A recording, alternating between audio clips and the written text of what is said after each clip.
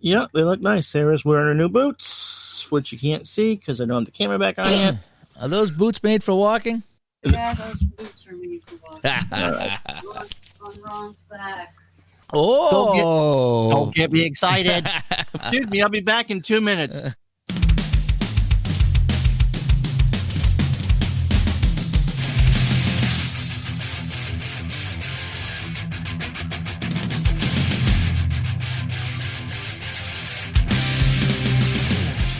Hello, everybody, and welcome to the Digital to Dice podcast, episode 18. Ron, we've reached the age of consent. What's it good for you? Well, we're 18 now, so we're technically an adult show. Kind of. Hoorah. don't vape. That's not until you're 21. No, Put you the can't. bubblegum vaping stuff away. It's illegal now to do the vaping or to sell the vaping where I am right now. So that's all I'm same saying. in Vermont. Yeah, it's kind of nuts. And you know what the crazy thing is? Not to turn this into a cultural podcast, but you know they're finding out that people are. No, that's legal up to 18. Yeah, but people are putting things in their vape and they're dying. They're not dying from the stuff they're buying at the store, and they're shutting down the stores. It's kind of like shutting down a restaurant because people are putting stuff on their steaks at home. But we're going to shut down the restaurants. We're going to shut down the butchers. Oh, the vaping shop in this neighborhood got caught selling other things besides vaping products. Oh, yeah. Well, I suppose that's part of it, too. And so that's, they just kind of left it a hurry. Thank you very much, and good night. So, so it's just, anyway, so the age of consent. 18, thanks everybody that's tuning in. Today we got a lot of comments to read. We got a couple shows to go over with the comments that you guys have left us. You left us comments on our YouTube page, which the show actually goes to Spreaker.com, and then it goes right to YouTube. We also have a Facebook page, facebook.com/group/digital to dice. That is a growing group, and we got a lot of comments there we're going to read. Voice and text line, 978-751-DICE, 978-751-3423. And we got a comments to read also on the Delphi forums. So we have the forums going. We have Facebook going. We have the books and the boards going strong, Ron. Awesome. On the show. Yeah, thanks everybody that's been with us here. And, one more PSA. The deadline for getting your sale in, your Cyber Monday, your Black Friday sale into us, so we can announce it here on the show, will be this weekend, this Saturday, Ron, which is what, the 16th. The 16th, this weekend. Get it in, because we're going to be recording early or mid next week, so we don't have a definite date, so we want to make sure that you have everything in. Right now we have 3 or 4 sales we will announce for the Black Friday Cyber Monday sale. Remember, Black Friday's a week from this Friday. It's the one after that. Is it? Yeah, next week's show will go up on the 18th, 19th to the 20th, and that's still a week away. Okay. Thanksgiving's the last week, so it's Thanksgiving. Okay. Yes. Thanksgiving is late. Holiday happens before the certain holiday, yes. Yeah, so what we want to do is we want to give you a good week's notice from some of these sales so you can prepare, so you can get that credit card balance down and hide some stuff from your wife, whatever you got to do to order some more games on Black Friday or Cyber Monday. So get those into us here at the show. We've been advertising that for a couple weeks now, so you should know how to get a hold of us. Get that into us right away so we Give can... your email address again. Yeah, Dave.Gardner@rocketmail.com, Dave.Gardner@rocketmail.com. That will come to me, and I can get your sale up as well. We don't want a sales pitch. Just tell us what the sale is and where we can go find it so we can let everybody know. That's what we're doing here, kind of a public service for the gaming community. So if you're a developer, know a developer, or a promoter of a game or whatever, let us know so we can let the community know about your sale. And we already have a few of them coming in, and so I can't wait to announce those. Okay, so let's first, real quick, what we're playing. Ron, I just been playing some more Strat Hockey, PC, and Cards and Dice. I had a friend come over that knows nothing about hockey, and we played some Strat Cards and Dice on the dining room table in Studio A. We were playing Cards and Dice. How bad you cheat? He was actually winning 2-1. He was the Rangers. He's a New York guy, so he was the Rangers. Oh, is that one you did the shootout with? That you brought down the shootout set? Nope. That was my buddy who was in the hospital. If you can, I think I told the story about going on my friend that was in and out of the emergency room, and he almost died from that pulmonary embolism that he had. He's been skating. Really? Yes, he has. He's been skating, and it's good to see him back. And he lost a lot of weight, but he's back. Yeah. But he's back skating, and he's so thrilled. And I think he's still playing a little bit of shoot up. Actually, what he's playing is him and another guy in the league started an online franchise hockey manager league. So he's playing some sports sims, and that's good to see. Yeah, and also a little shout out to Sean C. I won't mention his last name, but Sean C's kind of joined the community here, the Cards and Dice community. He started on Twitter posting he's playing some action PC football, and I am not to blame for people's purchases. And I'm just putting it out there. I'm not to blame. It's not my fault. Sean, I think he used to listen to, still does, hopefully, listen to my Game Hounds video game show that I've been doing for about 10 years now, and now he's coming to the Cards and Dice, to the dark side, Cards and Dice. To the dark side. And I know he's been watching some of your videos, and he was in chat with Al the other night. So, Sean, welcome aboard to the community. And he stayed after watching some chat with Al. Yeah, he's a good dude. Sean's a good dude, and it's good to have him kicking around with us. So anyway, I'm not sure where I was going with all of that, but anyway, so that's all I played. I played some Action PC hockey. I streamed that. I played my 74 Bruins, and I think I played the Blackhawks. That was a fun game there. And then like I said, the Strathhawks. I'm big. I'm doing my hockey thing now. Although I'm getting a football itch. I really, really am getting a football itch. There's a cream for that. It is, and I don't know if that cream is called Final Score by Downey Games or not, but I'm tempted to go pick up Final Score by Downey Games and play a couple of seasons with the Final Score, because I'm seeing a lot of other people play the Final Score games, and those are fun too. Those are fun to sit down and bang out a whole bunch of games.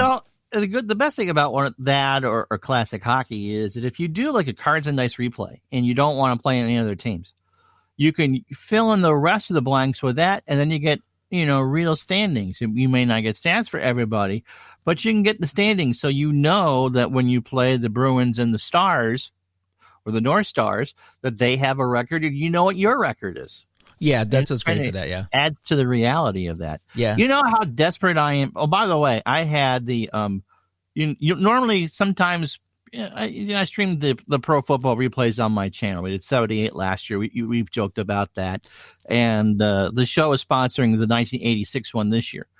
And sometimes you get close to a walk-off win where the winning score, the infamous walk-off safety, which really was a walk-off thing. The clock says 4 zeros afterwards. I go nuts. The crowd goes nuts. I had one of those games this past week after all the bad experience with Action PC football the early part of the week. Oh, do tell. Oh yeah. So the old, those of us who have, or not you and I, but those who have kids that grew up in the 90s and they might have watched That's So Raven on Disney Channel. No. Well, it's Raven Simone, who was on the tail end of the Cosby Show. Okay. This is kind of turning into chat with Al. Anyway, she had a show on in the late 90s, early aughts on Disney Channel called That's So Raven. Okay. And so the spinoff of that I've created is That's So Cleveland. Oh. Yes. And so the Browns were in week 10 of my 86 football replay, had Dan Marino and the Dolphins driving for the winning score with 9 seconds to go. And Marino and company threw a horrible pass with 15 seconds to go from the 27. So he had time for one play. And poor Frank Minifield, who had deflected 3 passes, was en route. I don't know if I would have given him player of the game, but certainly was in consideration for it. So you can call a combo pass in Action PC. Usually when you call a pass play, you direct it to one, and the quarterback may choose to go to another read. But on a combo pass, you can choose up to 4 receivers. They just kind of do what you want them to do. And so I had all the wide receivers set for the bomb in the end zone and the running back set for a long pass. I knew I had time for one last play. And so I forget who. It doesn't really matter who he went to. You should go to Find Retro Sports Network and watch the game. But Marino went back and actually, instead of either trying to scramble or chuck it to another running back, he flung it down the field and burned Frank Minifield. It was Mark Duper, as a matter of fact, who made the catch and waltzed in from the 2 to score the winning touchdown. And when the score changed to 34 or 33-31 or whatever it was all zeros on the scoreboard. Miami still had to kick the extra point. So, yeah, it's a walk-off win.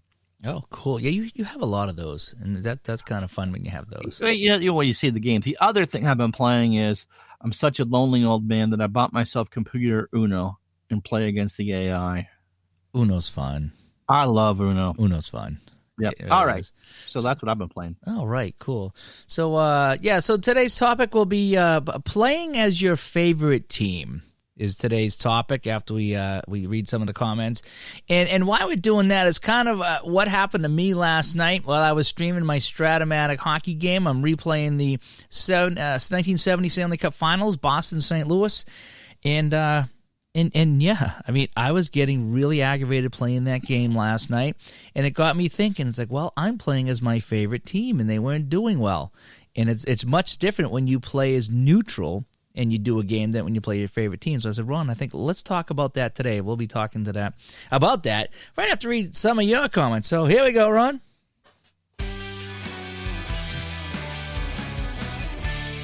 Kimmy, is that a vaping pen? Put that away. That's bad. Jeez, I got to get some new music.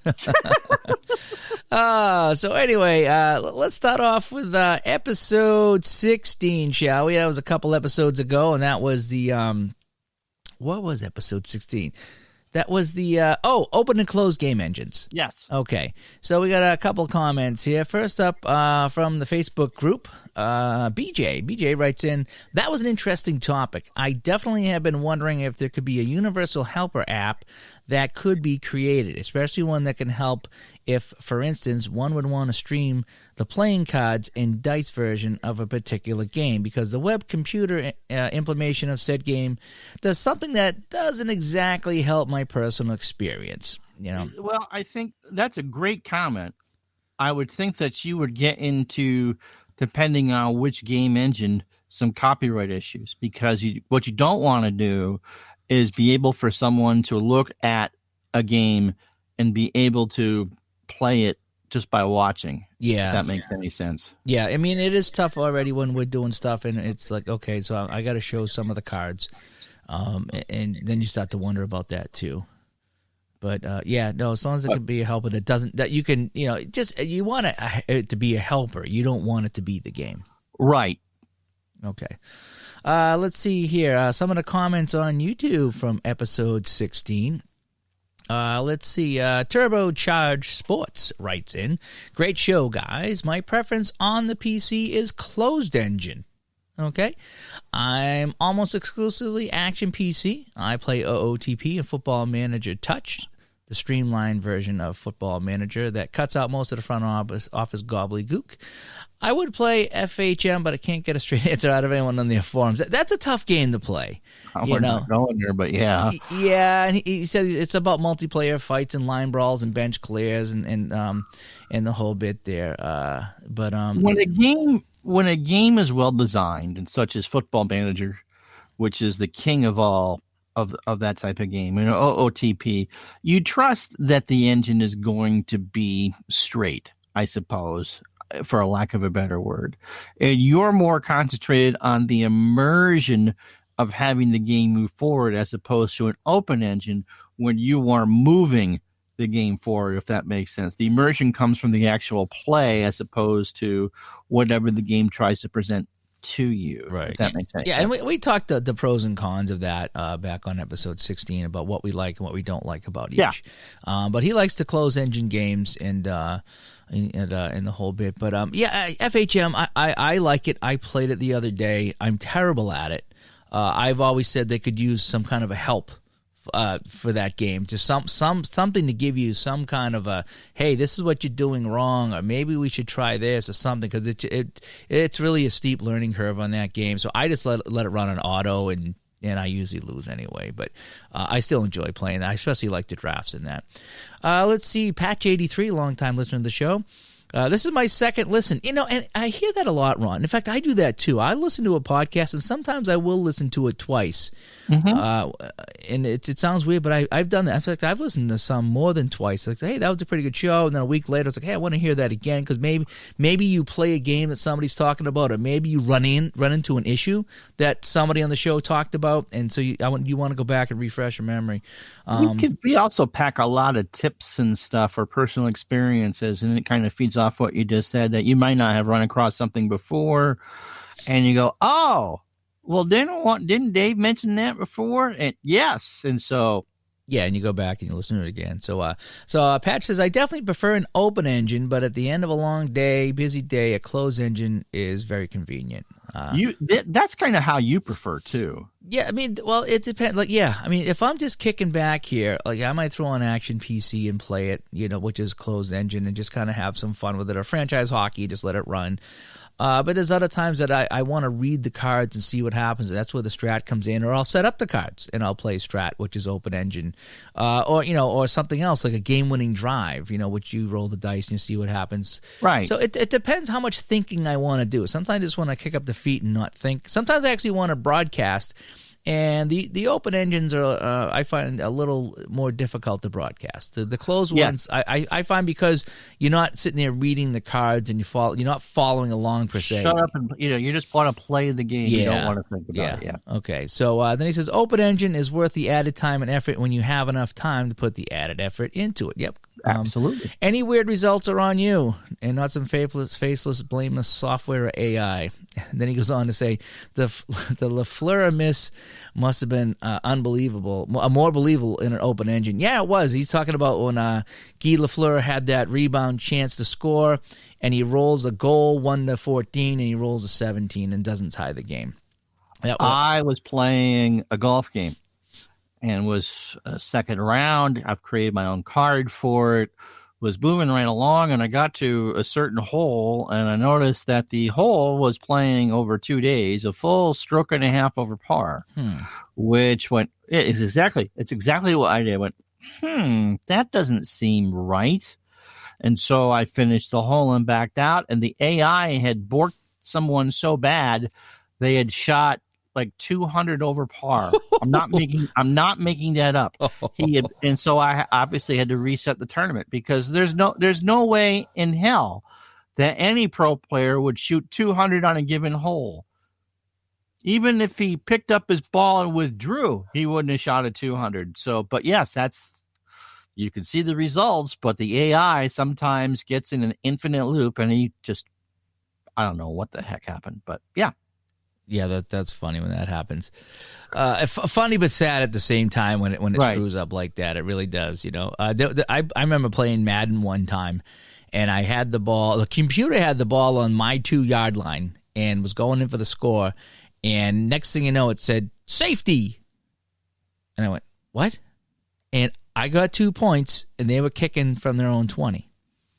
And I was like, what do you mean? They had the ball on my 2-yard line. Right? I go back and watch the replay. How did it lose 98 yards? The center on the replay, this is Madden on the PS4, I think. The center snapped the ball through the quarterback's legs, and it went like a rocket 98 yards through their own end zone. Play the Benny Hill music. And I watched it several times. I think I actually shared it up on Facebook or Twitter or something. I was like, look at this. Hike, boom, safety. Literally, it was just a glitch in the game. It just went through the quarterback, right through his legs, all the way 98 yards the other way, like a rocket. It was hilarious. Anyway, Johnny Smoke writes in, I prefer an open game engine on a PC. The gamer can see where the result is from. In my opinion, it makes the player seem more realistic and/or visible. I'm a solo SOM PC baseball and football game player. Stratomatic. Yep. I also find replay, payoff pitch, and inside pitch games as interesting topics, interesting discussion, fellows. Yeah, I see both sides of that. And when you're solo, I prefer open just for that reason. I want to see where I want the work shown. Even if I'm not actually rolling the virtual dice, I want to see how you got to that result. Yeah. And Al Red Sox fan writes in, ouch, LOL. So I think we took a shot at Al Red Sox fan on the show. Yes, I believe you. No, it wasn't me. It was you.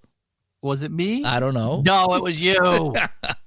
Critiqued his football coaching skills. No, we were poking fun at Al Red Sox fans. We got a kick out of that. We poked fun at you on Saturdays. Yeah, we that's what we do. P-Jet writes in 2-27. So he was talking about my Kansas City Scouts on Franchise Hockey Manager 6. He says, for shame. Good job. Great effort, Dave. It was for a shame. How are the Capitals in second place and my team is 2-27? Because they cheated. Trottier was still in juniors in 75. Yeah, I know. It is what it is. He goes on to say the Scouts played in the shadow of the Capitals. I don't know. He said, as bad as the Scouts were, the Caps were twice as bad as possible. Yes, it was. In fact, the Capitals, most of the wins came against the Scouts, but the Capitals couldn't beat anybody else. He said the Scouts would lose 5-1, the Caps would lose 10-1. Yeah, and as far as that, I read that book, Icing on the Plains. It really goes to talk a little bit about how in '74 they were just throwing teams out there and they didn't give them a chance, and so. And he made a comment too about he didn't get the draft where did Washington get a career player, a peak Brian Trottier and Bobby Hull? No, Trottier was 18 and Bobby Hull was 35. And Trottier's ratings, Hull had some great years in the WHA. Trottier's ratings must have been through the roof his rookie year. Of course, he scored 96 in his rookie season, 96 points, not 96 goals. Yeah, in his rookie season with the Islanders. So he's going to be good right out of the box. Yeah, and they got the veteran Bobby Hull, and it's just, at some point I'll pull out those stats and talk about them because it's an interesting replay or what if scenario there. It's absolutely a what if. Yeah, because I just drafted the Scouts and the computer drafted the Capitals, and he goes on to Patch 83 actually chimed in on that conversation and said Hull showed at the '76 Canada Cup for a brief time that he still could be an elite player. Hairpiece or no for Bobby playing in the mid-'70s? I don't remember, actually. Maybe a little bit of both. Can you imagine trying to play with a hairpiece? No, not on a hockey game. No, yeah. No. So, thanks to everybody that commented on that. And we got to get P-Jet on the show. He's the second biggest Seals fan here on the East Coast, by the way. So that's right. So we need to get him on the show. Thanks for the comments on episode 16. And now if we go to episode 17, which was last week's show, and that was perception versus reality. We had some pretty good discussions on that as well. And that was when things don't turn out quite as you think, or maybe a player excels or doesn't excel, or, what do you do if a player only played a couple of games and, do you play them the entire season, which is kind of the discussion that we got going on that. And Charles writes in. He's on the Digital to Dice Facebook group on Facebook, facebook.com/group/Digital to Dice. And Charles writes in, just found your page and just listened to your podcast. Good stuff. I mostly played Strat Baseball. Agree with the guy that said he didn't want to do as-played games because it's already been done. At the same time, I don't think it's fair to play a guy that only had 10 at-bats in real life with 6 hits a full season. Just his 2 cents. Looking forward to catching up on the other broadcast. Yeah, good points there by Charles. Mm-hmm. Yeah, as far as, if you have a guy that only played a handful of games, do you give him a full season, But are you trying to do as played to see if it comes out any different? Or do you want to, hey, maybe this guy gets hot and, he plays the season. And we had... It's your replay, yeah. And that's... And we had some discussions about that too with people, and maybe they come up in the comments here because we've been chatting a lot about this. Is that what happens if you put in a guy that only played a handful of games, but then he gets hot? Do you roll with him, or do you take him out because he only played a handful of games in real life? As the ads would say in Stratomatic in the baseball magazines back in the 70s and 80s, you are the manager. You're the one making the decision. I think as played holds some intrigue because you can do it in baseball and it takes a lot of the decisions out of your hands. You're just playing the game. Here's your lineups. You go have fun. As opposed to, it depends on what experience people want. That's the great thing about it is that you can go ahead and do an as played and say, I want to see how it plays out for me, just, compared to what it really did. But at the same time, what if you get a guy that gets hot? Or what if you got to get a guy that gets cold? Do you take out your best guy because he's cold? And do you bring up a no-name and put him in?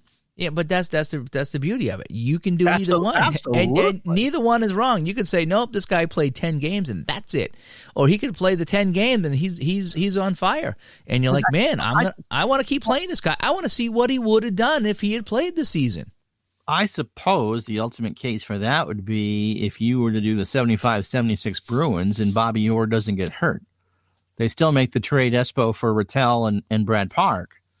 You know, what would the Bruins have done that year with a healthy Bobby Orr and Brad Park as your top defensive pair? Or do you not make that play because Orr is not hurt? And keep Esposito.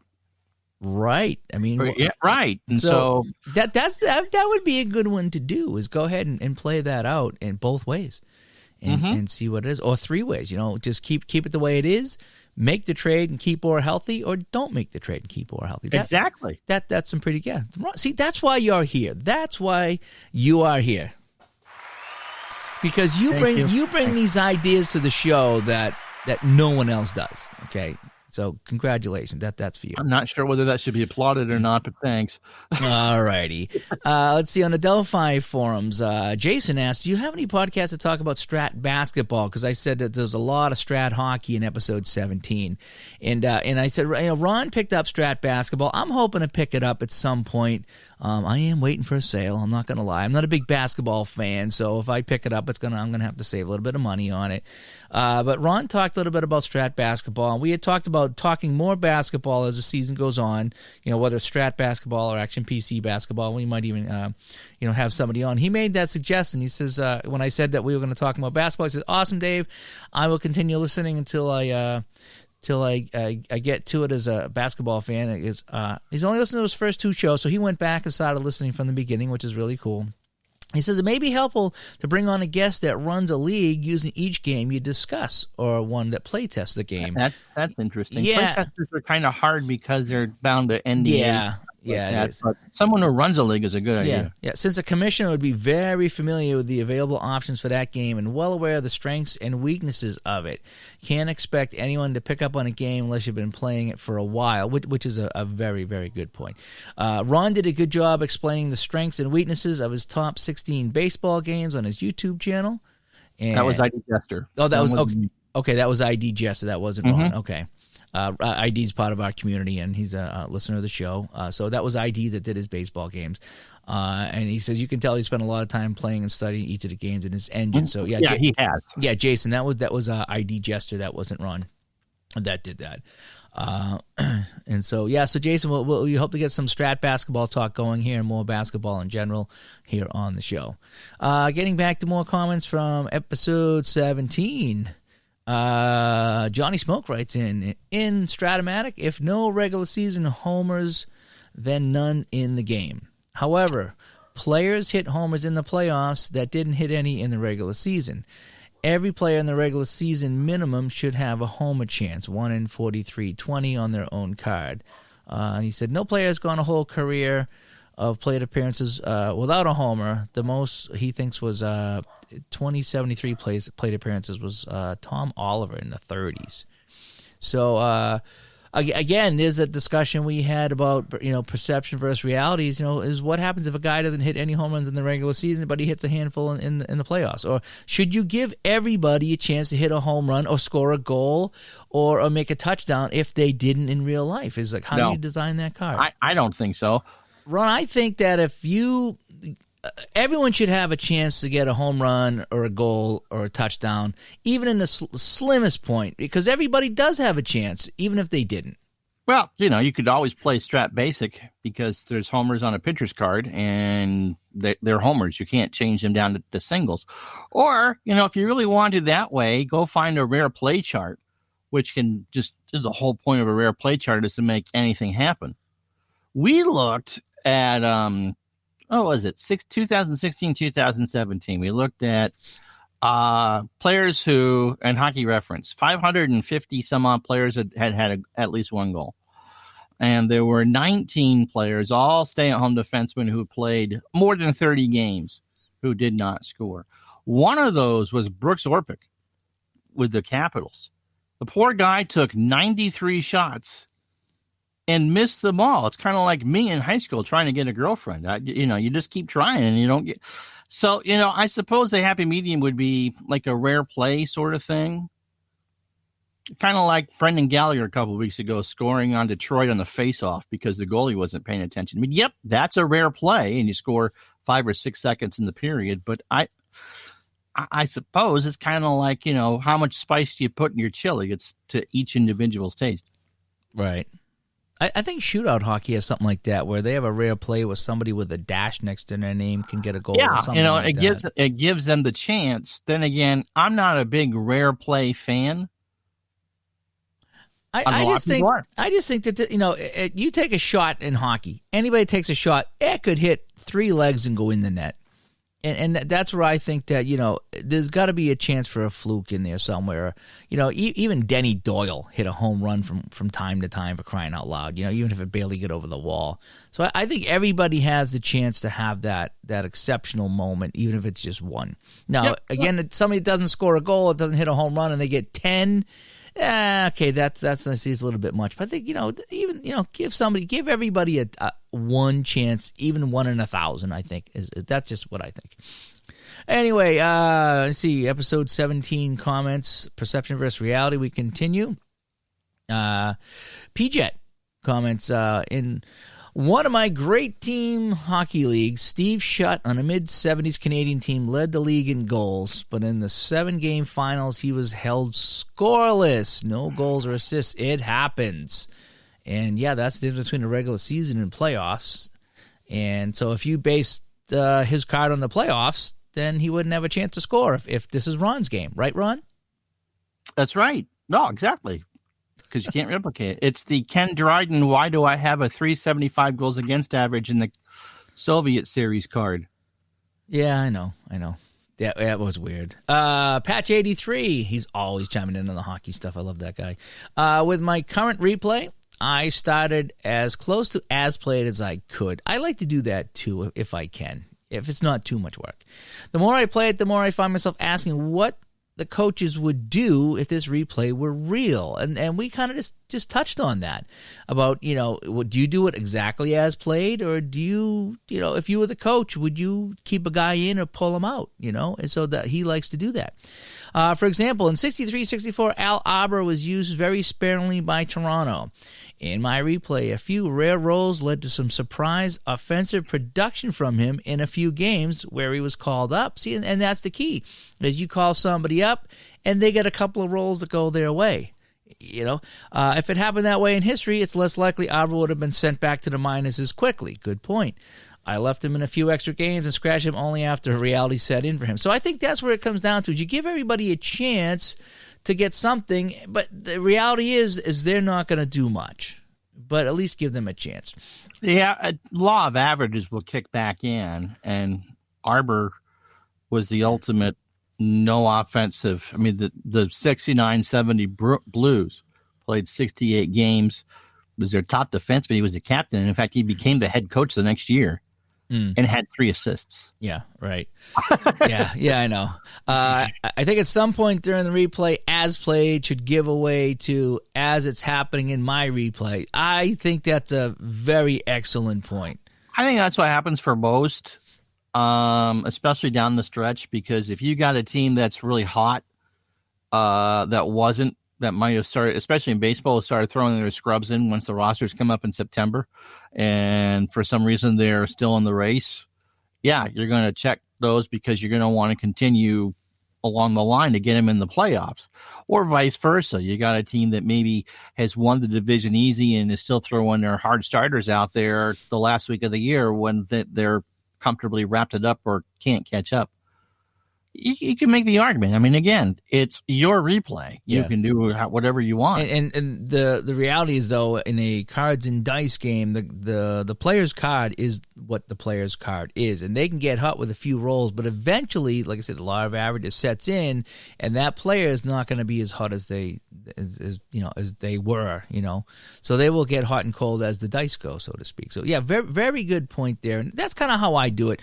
My Action PC 1974 season, the one where I put Tretiak on the Bruins with Mikhailov and Kharlamov, so they picked up Russians from the 72 Summit Series. Tretiak is 10-5.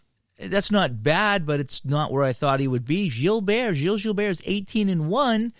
So going into that, I know that's not an as played, that's a what if, but I was planning on riding Tretiak as my number one goalie, and guess what? He's not anymore. Gilbert now, of course, at 18-1 is going to be my number one goalie. And one of the Russians is hurt, so that didn't turn out as I thought it was going to be either. So this is quickly turning into as it's happening in my replay. That's what that's doing. So let's see. What else we got here? More patch comments here. Great podcast. I'm not surprised, and I agree. You're not knocking any games by talking about a problem with carding. Okay, it's likely players who only play a single game and perform well. Yeah, we were not really trying to knock the game. We just kind of talking in general about it. All ratings are subjective. Yeah, and he says even a computer, when it rates it, it has to be subjective. There has to be a cutoff between what is a 7 and what is an 8, and there may be a hard statistical limit that goes to the 5th decimal point.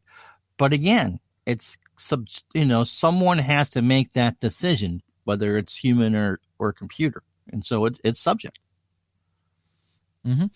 And let's see, he goes on to say Ryan Poling is a fine recent example. A hat trick plus a shootout game-winning goal in his NHL debut in Montreal's final game of the season. So, I mean, what do you do with a guy that has a monster one game? It's really hard to card a guy like that because you don't know what he would have done. It's all speculation at that point. So... yeah, I hear you. Let's see. And one more here from PJet. All the 4 offense mean, because we were talking about Strat Hockey, how I had Oris Kindrachuk, who was a 4 offense, and he was like the last guy I picked in my fantasy draft season. It just means he took a lot of shots, and the offense ratings based on how many shots we're taking. One of the early Sharks teams, there was a defenseman rated offense forward, didn't score any goals, and naturally he had no goals or goalie rating readings on his card. And it's a real burden since he would have any player shots away from teammates. So I didn't know that. I don't know how all the ratings work. I just think if 4 offense is good, but yeah, if your card reading doesn't give you a chance to score, you can take all the breakaways you want. I had a 3 offensive player, Randy Price, I think, for the 81-82 Colorado Rockies. He's a 3 and can't score. I just pulled up Ryan Poling's card. Okay. Because the computer cards everybody. Yep. On a rebound, it's a goal 1-15 on a 2. It's a goal on a 3, straight goal. Goalie rating on a 4, goalie rating on a 5, straight goal on a 6, goalie rating on a 7, 8 and a save and a rebound. 9 is a straight goal. 10 is a goalie rating, and 11 is a goal. I'm not going to read the rest of the card, except for he's a 1 defense. So he cannot pass, but he scored in all 3 shots. So any passing, he's going to lose the puck. And any defense, he's going to give up outside shots. So that's how you do it. But for that one game, he's a big breakaway penetration 4. He's got, oh my God. Yeah, I mean, that would be the temptation. Would you do it? Over the long run, I don't think his plus minus would be very good, but it would be very exciting because just as the luck of the draw had it, he scored on every shot he took. I wish he could do that this year. Yeah. That's funny. That's the fun, and it's the randomness of it.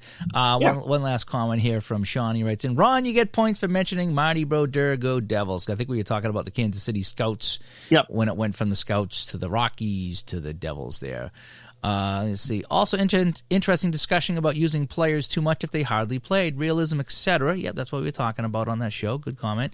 I think all I could say is do what you want to do. Sean, that is exactly right. Do what you want to do, and don't. If someone else says you can't, then you tell them. Then you play the game and do it your way. There are no wrong answers. No, there is no wrong way to play. The only way it's wrong is if you're playing in a league, you got to be consistent with everybody else. That's all I would say. But if that's a whole other discussion as it is. But if you're playing by yourself and you want to keep Wayne Gretzky on the ice the entire game, that's what you do because it's fun for you. It is, and I like that. All I can say is do what you want to do. I like that. Because right now, though, I think when I do replays, I am about having the players only get proper playing time related to what they got in real life. Great podcast. Have a good weekend. Usage is something we could do a full 40 minutes on. Yeah. And we might do that at some point because it really is. It's the half pregnant thing. There is nobody that does this stuff. And it really does not matter what sport it is that does not have an opinion on usage. It's the pineapple on pizza, does it belong or not? Sally Jesse will explore this tomorrow at 6. So anyway, I want to thank everybody that left us comments. That's what we're about, Ron. The idea is to have a discussion here, and we may chat about things, but we like to open up to the people because we want to hear about your experiences, your ideas, your thoughts, and how you play the game. So thanks to everybody that chimed in on our Facebook group, on Delphi, or made comments on Spreaker.com from which is digitaltodice.com, or on the YouTube because Again, the podcast goes right to my YouTube page, which is just Dave Gardner Videos. I'm pretty sure that is. So now, on to the main topic, playing as your favorite team. Are you ready, Ron? Yep. No, put that away. That's a marijuana cigarette. I saw Greg smoking a cigarette. Remember that, the Brady Bunch? Marsha. Oh, that was something else. So anyway, playing as your favorite team, and this morning I get up and I'm at breakfast, and I sent Ron a message, and I was like, Ron, I have an idea for a show, and I want to record it today while it's fresh in my mind, because I was streaming some Strat PC hockey last couple of nights, playing the 69-70 Stanley Cup Finals, Bruins versus the Blues. As you know, Bruins swept 4-0, Bobby a goal in midair, blah, blah, blah. And Game 2, Ernie Wakely stoned me, and I think we might have talked a little about this on the last show, which is... I think we did perception versus reality. Yes. All of that game. That was about that. But what I was doing last night, in fact, I played Games 3 and 4, and I streamed them, and Boston won them both, by the way. But last night I'm playing, and puck goes to Orr. Flip the card, lose puck. St. Louis gets it, penetrate, save Chivas. Rebound goes to Orr. Flip the card, lose puck. St. Louis penetrates, goes in on Chivas. Chivas make the save. Puck goes to Orr. Lose puck again. 5 card flips in a row from Bobby Orr went lose puck. To a point where you could see me on the broadcast getting real frustrated with this. A, because it was Bobby Orr, but B, because obviously being a Bruins fan, I want the Bruins to win this game. And then C, again, that was what we talked about last week, perception versus reality. Bruins swept that, and I'm thinking we're going to walk over St. Louis in my replay. It's not happening. But at the same time, it was a little unrealistic seeing Bobby Orr 5 card flips in a row lose the puck. Everybody, even you ever watch a Johnny Carson monologue? Oh, he's considered the greatest talk show host of all time. But even Doc pulled out T for 2 about once a month. So I was getting really frustrated. Yes, and it came through on the broadcast, and I caught myself, and I was like, man, this is supposed to be fun. But I'm not having fun when I can't do anything. I felt like I would flip a card, and then I would just sit there, with my hand on my face, just waiting to see what St. Louis did, so I could flip another card to give it to St. Louis. So I could. It just felt like I wasn't playing the game. It just like you were talking about Uno. It just felt like I was every time I flipped the card, it was lose a turn, lose a turn, lose a turn. And it was just like, man, when do I actually get to play this game? I was getting really frustrated with how many times it was lose a puck, lose a puck. In fact, in Game 3, I think it was Sportsman Z was watching. He's a big Strat guy. He made a comment. He says, man, I can't believe how many times that you have lost the puck in this game in a row. So it wasn't just me. It was someone who's actually been a Strat player that made that comment. And again, it can happen. You can roll 10 times in a row. I get that. But it just seemed to be a little bit much, and I was getting aggravated. And then it dawned on me. It's like, why am I getting aggravated with this When other games, I don't get aggravated. And I think it comes down to I was playing as my favorite team. And I had a rooting interest, and I wanted them to win, and things weren't going well. And it was almost like I was watching it on TV as a fan. And I was like, man, come on, and stop doing this and stop doing that. And so that's when I says, this would be a great topic because I don't get this worked up when I'm playing a neutral game. And so what we're talking about today is, when you're playing as your favorite team versus you're just playing a neutral game, it's such a different feel. I've had replays I couldn't finish. Just strictly for we talked about this earlier, and something came to mind. I was playing the 2017 Nationals using replay, Nationals Astros replay. This was before before that World Series. Figured okay, because I covered that Nationals team, and about the second game in a row that I got into that Nationals bullpen, which was a hot, steamy pile of horse manure. It was too much. It just brought back too many bad memories of things because you knew how good that team should have been and could not win a game because the starter would lead the game. The starter would be exhausted. The bullpen would get in there and they couldn't get anybody out. And I wasn't streaming those games, but you swear at the computer, you swear at yourself. You just kind of storm away from your gaming table. I absolutely get it. When a couple times in the strat hockey replay I'm doing, where maybe not the 5 times in a row, but Mike Bossy loses the puck, or his shot goes wide and that, and I can or then they come down on Billy Smith, who was always a gentleman in between the nets, never committed a penalty in his entire life. He can't see the eyes rolling. But in the year for 27 years, he never committed a foul. That's right, Johnny. That's right. And so you could just see in my head, you can just hear Billy just yelling at Mike.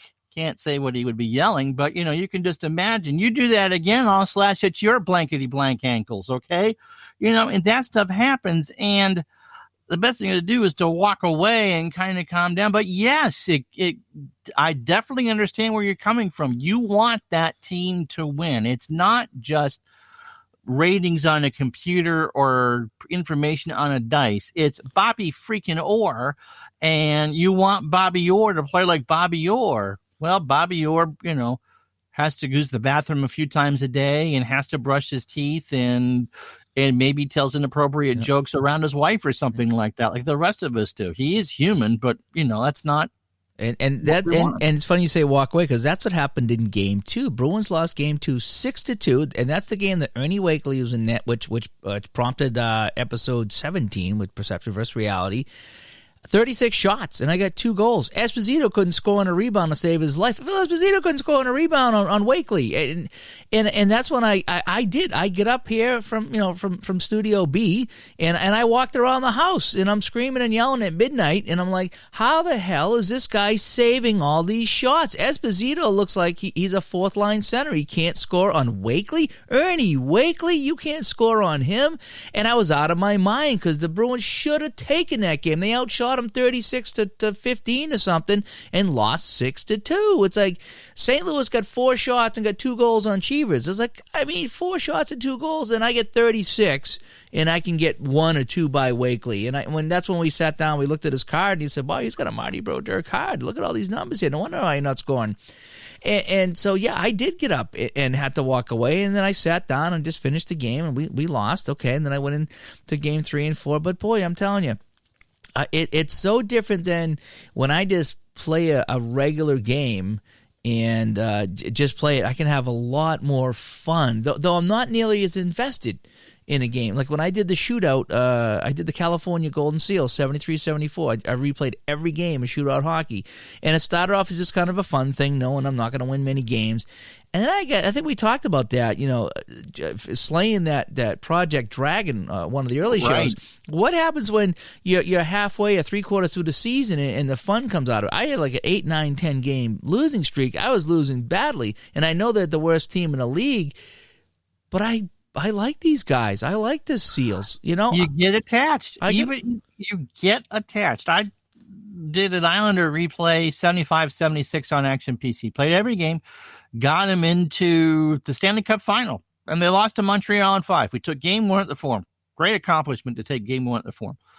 And you feel like after you spend that time, whether it's 80 hours or 20 hours or 160 hours, they may not be your buddies, but you know about them. You're starting to look them up on Wikipedia, finding stuff on YouTube. You want to know more, and it just builds more and more of that bond. And I get it. And so I suppose if you lose in that way or something doesn't go right when they ship it, what do you mean? I just got swept by the Toronto Blue Jays of 1977. Well, they had to get their 54 wins against somebody. Yep. Why not you? You Yeah. walk away for a couple days, and when you calm down to do that. Now, you stream a lot of what you play. I stream a lot of what I play. When I'm doing a neutral game, I don't care who wins. I want a good game. I want good stories. I want good interaction.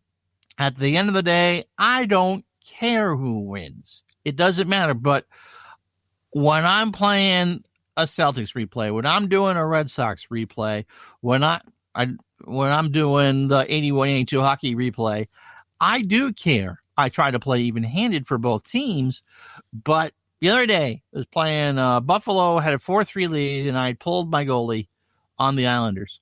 And Bossy got a breakaway in the 104th card of the game and tied it. And I went, whew, I'm only going to get 1 point, but I got it. But yeah, because you get that, you know what they can do, you know what they can't do, and you root for them. It's just like when I got the job covering the Nationals, I knew them from Montreal, obviously. I never disliked the team. They weren't my childhood team. That was the Red Sox. But by the time that, when the Red Sox won the World Series in 18, I was happy. Didn't really know the team that well. But I was almost in tears when the Nats won the World Series this year. I knew that team very well and how hard they had worked. And so it's the same thing in a replay, especially if you do something that is long-term, 80 games or whatever, or team from your childhood. You know that team in and out. You know that Derek Sanderson had a great time at Studio 54 and got benched for game 3 because you can't snort that before. Partake in that before a game or whatever Derek did. But you know what I mean with that. They're more than just lines on a card or on a computer screen. They are living, breathing figures, and we want them to do well. And when they only perform to average, or maybe in the Seals case, you're happier than heck when they get to average. When they're normal, when they, like I said, they fart, they tell a bad joke, they don't pay their wife attention or whatever. We don't want to see these people as that. And that goes back to one of our other earlier shows, was choosing your next project, is how you choose the project and what do you want to play. And maybe I need to think about this is like, as much as I enjoy playing, the Bruins and the Patriots and the Red Sox and all the home teams, maybe I need to do some more neutral broadcasts. Like I like what you do when you do the streaming on your Retro Sports channel on YouTube, is that you'll pick a game of the week or a couple games of the week. And maybe that's the way to do it because you could enjoy it more. And and eventually you'll get some Red Sox games, or you like the Giants, so you get some Giants games going here. So you'll eventually do some of them, but for the most part, you're playing as a as you would if you got called in to do Boston Latin and Bill Ricca on a Saturday afternoon, whatever. I will say this: I did have a Giant game early on in the year. They played the Cowboys, Monday night opener, and the Giants got shellacked. And I started, my dislike of Phil Simms came out through the broadcast. And it was just a different thing. That's not something I would do on an everyday thing. But, yeah, I think sports brings out emotions. It's why we watch them. We want to be entertained. We want to be thrilled. And if you're kind of bored and passive by the whole experience, then what are you doing it for? Right, yeah. And I just so- think so when I choose my next project, I got to keep in mind that, boy, if I choose a team that I really like, that I think is going to do really well, I better get ready for some disappointment. Like you say, some of these bottom teams got to get their wins from somewhere, and that's a really, really good way of putting that, actually, is, the Scouts did beat the Bruins in Boston. The Seals, I think, did beat the Bruins in Boston. I mean, second year of the Islanders, they went into Boston as defending champions, and Eddie Westfall beat them. Yep. One of the biggest wins in at the time, Islander history. Yeah. And I think he was on Nesson talking about that one night. I did see an interview with Eddie Westfall, and they showed highlights of how they went into Boston and beat him. They had no right or rhyme or reason to beat that. Not that year, not their first year. So so again, so I'm sitting there, obviously a huge Bobby Orr fan. And he's messing up in my game, and I'm taking it personal, and I'm getting upset. And even though we won the game, there was somebody made a comment too. It's like, Dave, you need to go back to Action PC because you don't seem to be enjoying this Strat hockey game. I was enjoying it. It's just it was almost like I was watching it on TV and I was throwing stuff at the TV. That's how it felt. I was not doing it from a neutral perspective. I don't really broadcast the games when I do the Strat PC. I kind of talk about it and say what's going on. But I mean, with the Action PC hockey, I'll do the broadcast. But the Strat's more card and dice, so you're enjoying the cards and dice port rather than open engine, close end. We talked about that, and so I was a fan. I was flipping the cards, wanting the Bruins to win, and Esposito couldn't beat Jacques Plante. Oh, by the way, PJet says Jacques the S is silent. It's Jacques Plante. Yeah, Jacques Plante. I keep playing Jacques. Your anti-Canadians bias is well noted. It's the Boston accent. It's Jacques. That's how you say it in Boston. Sorry about that. But no, you're not. But Esposito he just couldn't beat him. He couldn't beat him on a rebound. He had 5-6 rebounds and didn't. I think he scored on one of them. You go, Jacques. You go. Is that like Frere Jacques? Yeah. See, that doesn't make sense. Father John. Yeah. Yeah. So, I was getting emotional about this game. I was getting frustrated. It was like I was watching it on TV, and I'm like, man, stop screwing up. Or, Ari, stop screwing up. Chivas is bailing us out with all these saves. Up, another shorthanded breakaway for St. Louis. It's like, oh my gosh. It was like I was watching it on TV, and don't stop playing those, but don't broadcast them, because we all are fans. It's not like someone's going to sit there and go, oh, you know what? I think this might be an interesting hobby to get into. Do you like sports? No, not really, but I'm going to replay the 1974 baseball season. For the love of God, why? And by the end of it, they're going to know everything about Henry Aaron and the A's and the Dodgers and blah, blah, blah, blah, blah. You become a fan. But everyone has a favorite team, and I'm thoroughly convinced that whether Kenny Dryden said this or not, the quote attributed to him is that you are, most emotionally invested in sports when you're 14 years old. It's before you find girls, it's before you find cars, it's before you find real life. And so those teams, whatever your sport is, at 14, you are going to feel them. They can do no wrong. They can absolutely do no wrong. It doesn't matter if you were 14, 15 in 1965, or in my case, 1986, or the 14, 15-year-old kid today. Yep. The 86 Red Sox supposedly could do no wrong. We know how that turned out. Until they did. But you know where I'm going with that. And so when they have that bad game, when they had to fight with the wife, or they weren't recognized parking the car, or whatever it was that set them off, we don't think about that sort of thing. Yeah.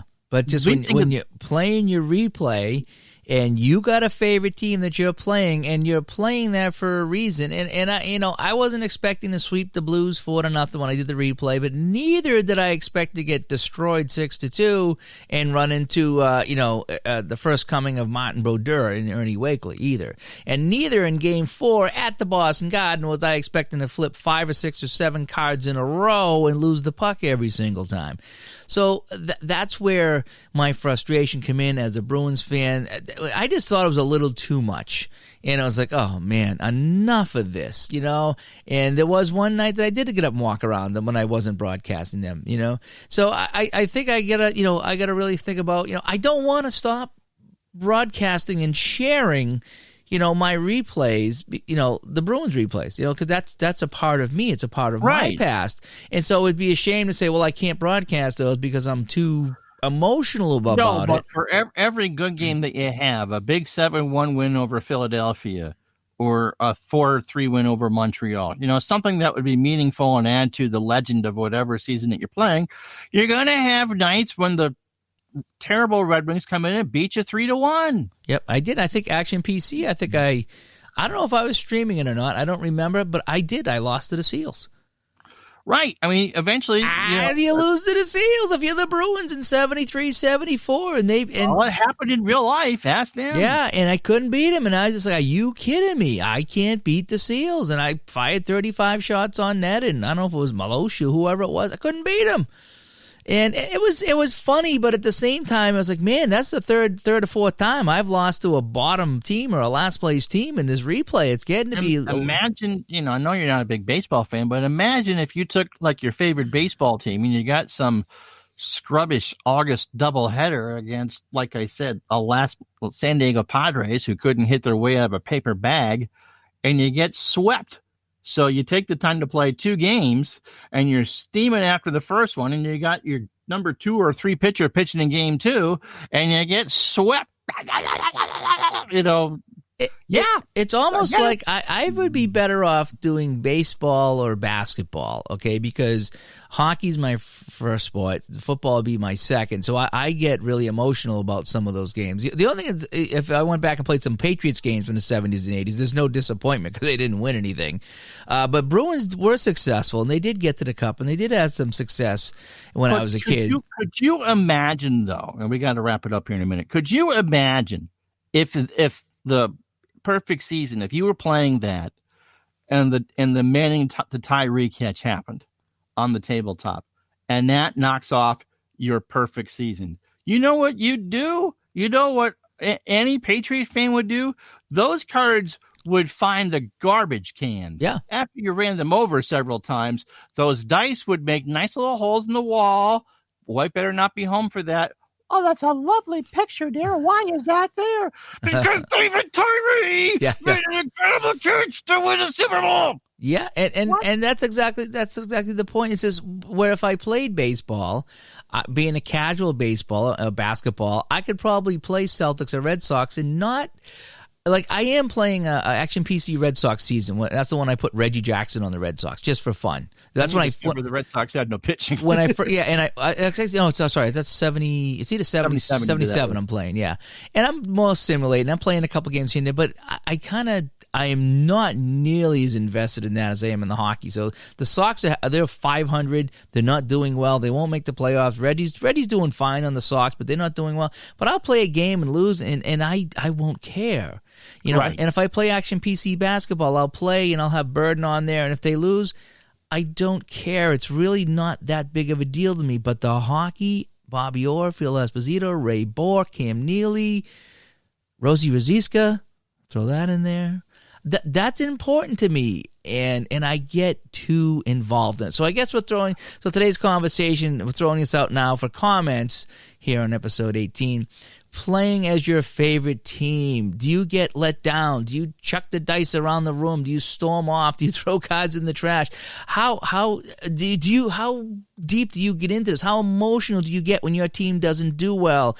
And do you sometimes purposely play these neutral games so you don't get invested in it to kind of protect your heart a little bit from bad things?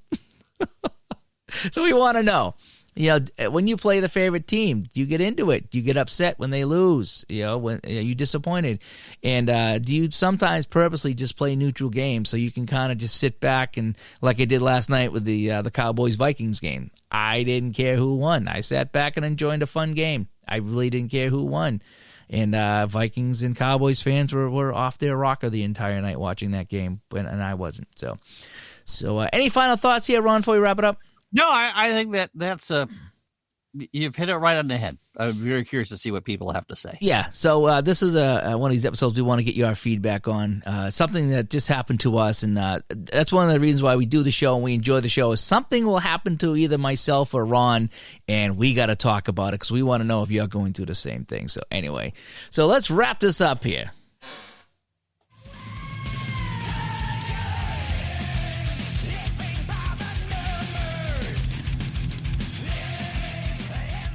Yeah, living by the numbers. 5 turnovers in a row by Bob Orr. Those are the numbers that drove me out of my mind last night in my replay. Anyway, I'm Dave, and I'm joined by Ron tonight, and this is episode 18 of Digital to Dice. Hope you enjoyed it. Ways to get a hold of us, digitaltodice.com is our website. Text and voice line 978-751-DICE, 978-751-3423. Send us a text, just say hi. Let us know what you think about the show. My email again, dave.gardner@rocketmail.com. And on Facebook, facebook.com/group/digital to dice. Music's fading out. Ron, thanks for joining us. Hey, always a pleasure. And please, your comments once again, and thanks to everybody that commented. You. And, thanks to everybody that made comments, and we read them on the show, and we really do enjoy it. And please, get your Cyber Monday, Black Friday sales in ASAP. Saturday is the deadline, and that is the, what do you say that was, the 18th, Ron? We're legal, 18. No, the date for the PS. Oh, yes, Sunday's the 18th, 16th. 16th. Get that in so we can mention it on next week's show. Thank you so much. Bye-bye. Happy time's over.